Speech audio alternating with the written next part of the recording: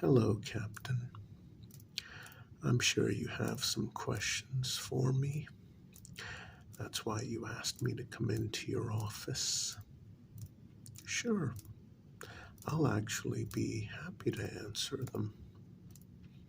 Oh, how did I do that yesterday?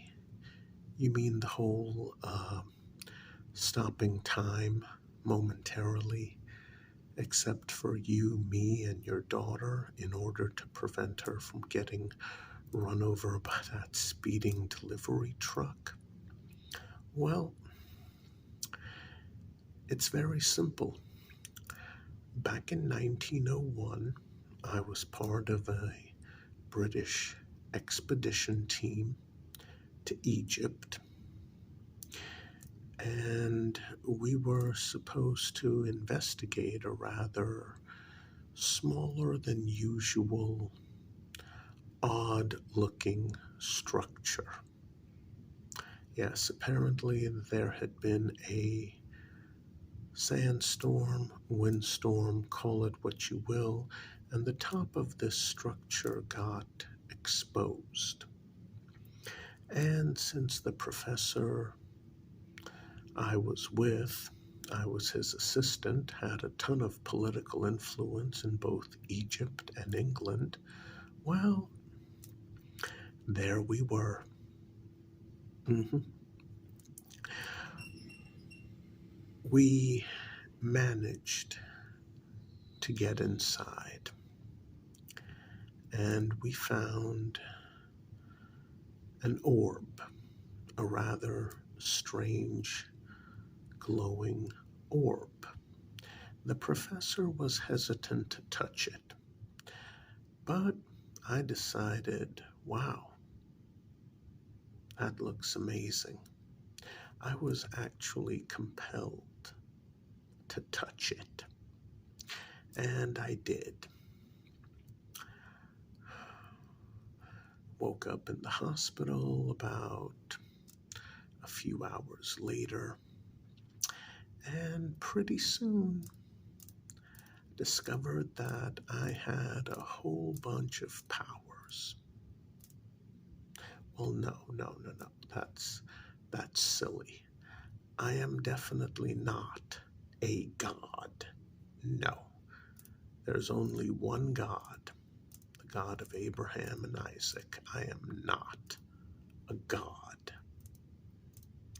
Well, if you want to say so, Captain, I guess God-like powers? Okay, if you want to say so. Oh, yes, stopping time is not my only ability.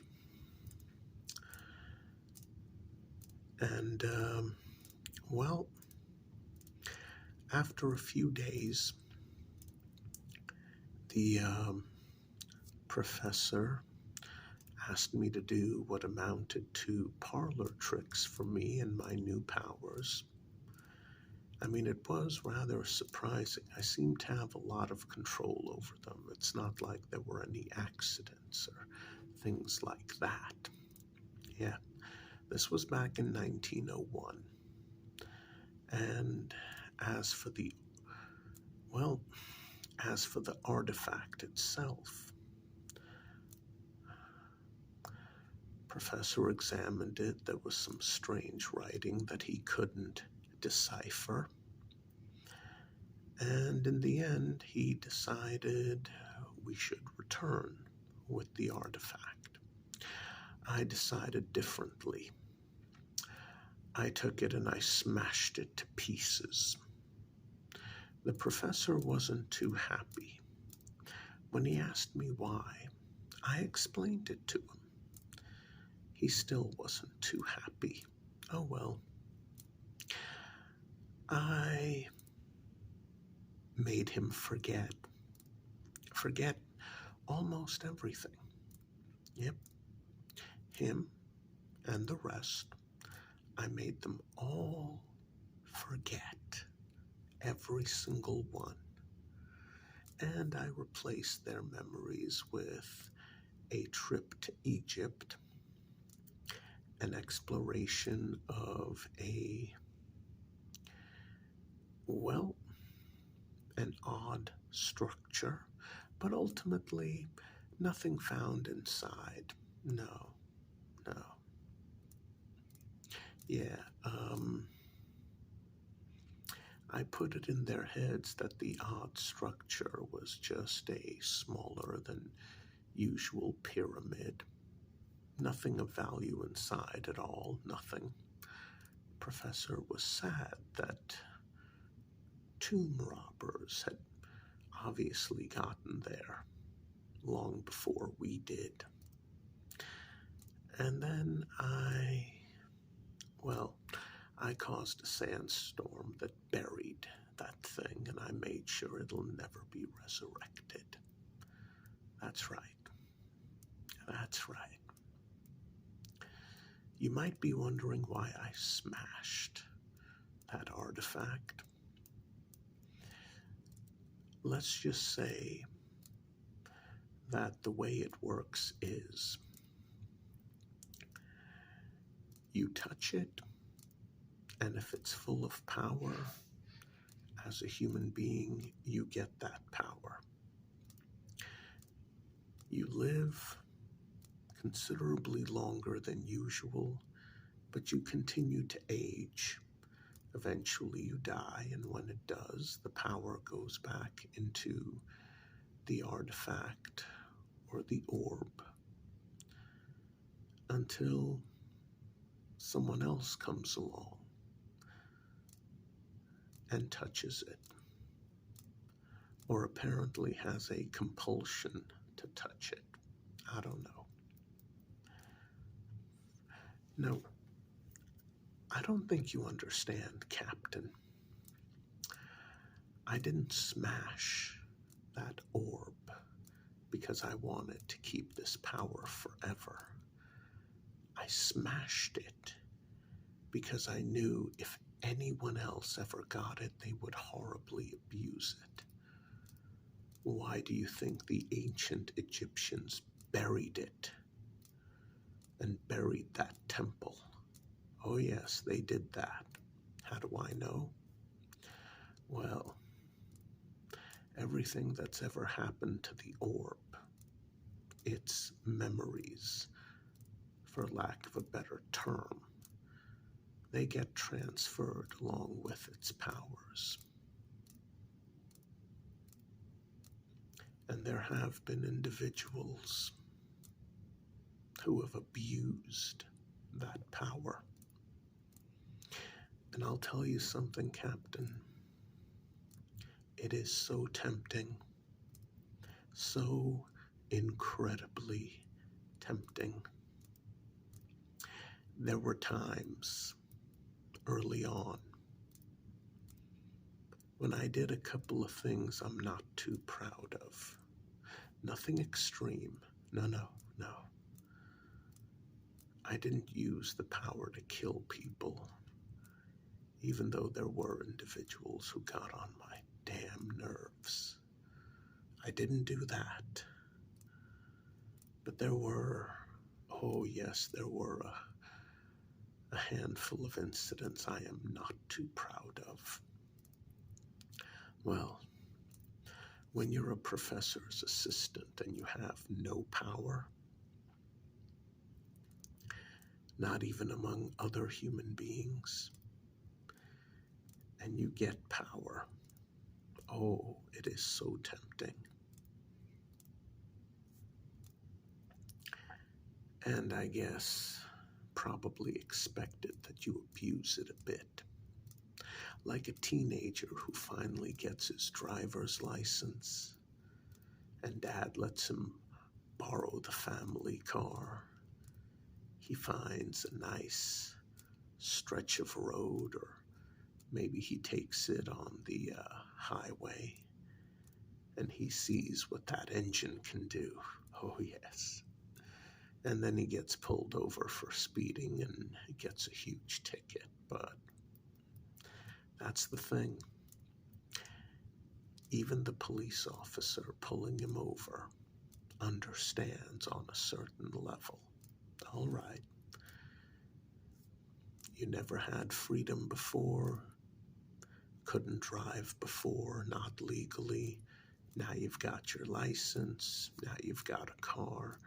Maybe it's got some power underneath the hood, so you had to test it out, didn't you? Okay, well, here's your ticket, and I'm going to tell you to slow down if you know what's good for you, but I'll never admit it, but everyone expects you to screw up like this and take advantage. Yeah. Well, same thing with this power, only it's a lot worse. I mean, if I wanted to, oh, the things I could do. Yeah. Oh, see that person walking down the hallway? If I decide they have a fatal heart attack, guess what? That happens. I destroyed the orb for the same reason the Egyptians buried it. Because no one should have this power. I do. I haven't aged a day since 1901. Haven't grown old. Looks like I'm never going to. This power has no artifact or orb to return to. It's stuck inside me. So, that's the way it is, Captain. I have this power, and it is not going away. Oh, that's okay, Captain. You don't have to worry about me.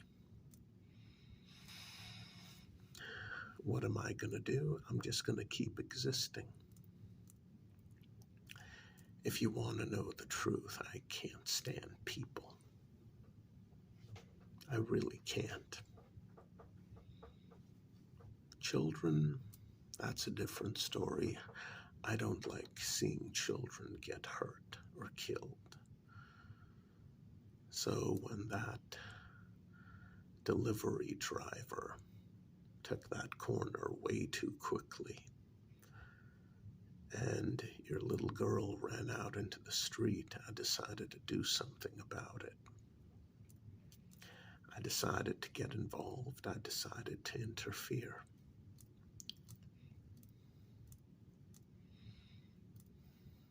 I mean, your detectives did a pretty good job of tracking me down. Took them about a day. Very impressive. Well, not really. I wanted to be found. I wanted to talk to you. Why? Because I wanted you to know. Do you know what it's like? How lonely it is? If I wanted to, I could convince the most beautiful women in the world, models worth millions upon millions of dollars, to climb into their private jet, visit my home, and, well, does it count as consent if I manipulate their minds and make them want to sleep with me? Yeah, I figured the same. No, not really. So I don't do it, Captain. There are a lot of things I don't do. Some miserable, middle-aged idiot sneaks up behind me because he's oblivious to what he's doing and where he's walking. And I turn around and I tell him I don't appreciate it, and he gets all defensive instead of just apologizing. Some worthless old fool. I could take away years from his life and leave him with one day if I wanted to. I don't do that. I don't take away years from people's lives. I could. I don't do it. And like I said, I don't like seeing children suffer. Maybe I'm just rambling at this point. I mean, obviously you believe me. You're not reaching for the phone. You're not calling Bellevue. It took me a little while to understand the full extent of my powers. I try not to use them. What's that? Oh, Captain.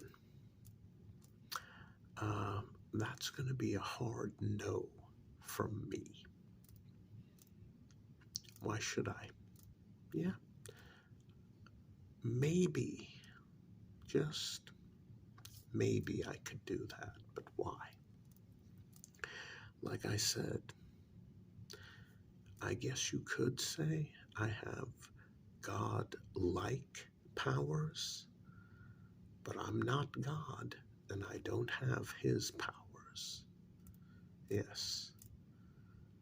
Sorry, Captain. I can save an individual child, I can save an individual person, but save humanity?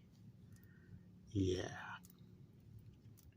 That is definitely above my pay grade. Yeah. There are limits to my powers. And maybe I could use them to make the world a better place, but I don't know.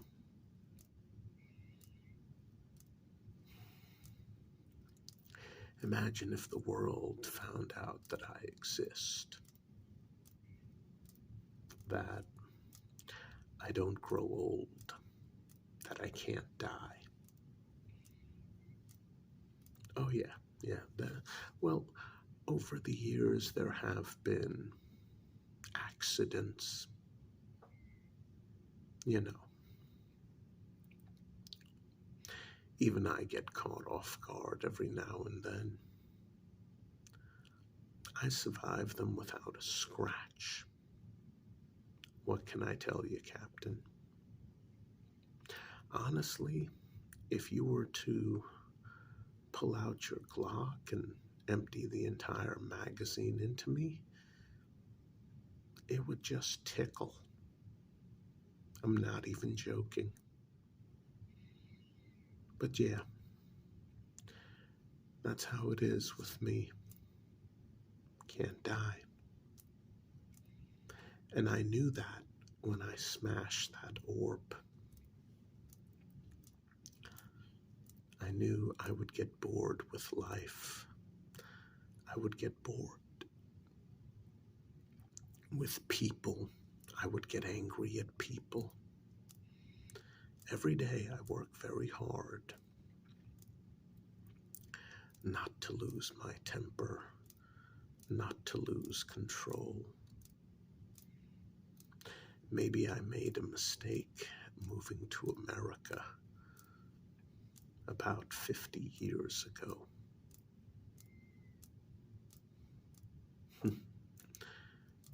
The sheer attitude that people have. Oh, I made sure to move far away from New York City. Yeah, if I had stayed there for longer than a year, I probably would have started horribly abusing my power. Oh yeah. New York City, way too tolerant of obnoxious jerks. Way too tolerant, Captain. But yeah, I wanted you to know about me. Well, The truth is, Captain, you could go out and tell people, but who's going to believe you? I mean, seriously. They're going to call you crazy, they're going to lock you away, and you're going to miss out on watching your little girl grow up. I mean, is that why I saved her? For you to do something that stupid? Nah. And the truth is, yeah, I could take away the memory of that event from you, from her. And you know what? I think that's what I'm going to do. Only partially, though. See, I can tell that you're mentally capable of living with everything I've told you. Your daughter, not so much. So I'm going to take away the memory of that event from her. It's not going to hurt. She'll be fine. She just won't remember. And you're not going to tell her the truth. But you get to live with it. And honestly, Captain, I can tell that you're a man who can actually live with it. I mean, I've had to live with a lot of things over the decades. Like I said, I've never gone too far, but there are a handful of things I'm not too proud of. Things that I couldn't have done if it weren't for these powers. And once every few decades, I reveal my secret to an individual, because I just need to get things off my chest. Well, thanks for listening.